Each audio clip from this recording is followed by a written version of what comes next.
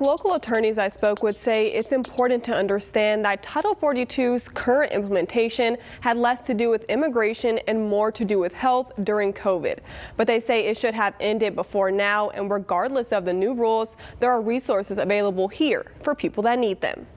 Need to understand that these people are desperate for their lives first. Those seeking asylum often do so because they need serious protection and fear for their lives. I had one lady say it all very well. She said, "I would rather have my child die trying to get to the United States and find freedom than to be murdered by the drug dealer next door." Local immigration attorney Wynn Eaton tells me he believes our state is prepared for Title 42 to end, but our county still has some work to do. Kern County, the approach has been more of law enforcement rather than humanitarian assistance and efforts.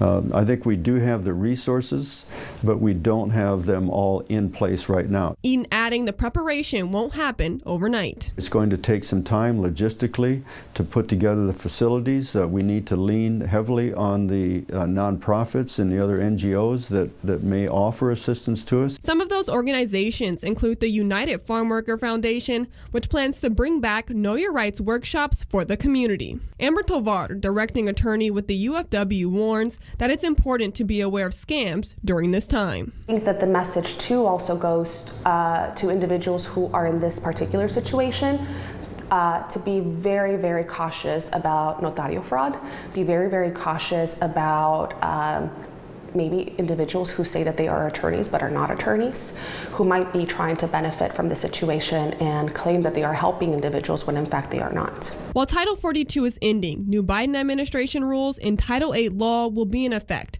still denying many people entrance to the U.S. I think that there is common fear that the Title 8 practice, if fully implemented, will result in again, deterrence and individuals seeking asylum. Eaton says regardless of the rules, not allowing people to seek refuge is not a part of the American dream. We need to see this for what it is. It's a humanitarian crisis that the United States has responsibility to deal with. Adding he believes it's time for Congress to pass immigration reform now.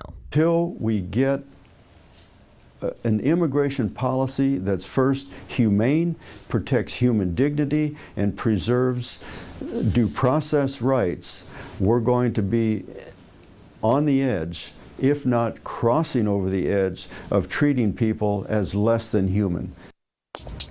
Today, the House passed a Border Security Act bill that would place new restrictions on asylum seekers, but the White House has already threatened to veto the bill. In studio, Brianna Willis, 23 ABC News, connecting you.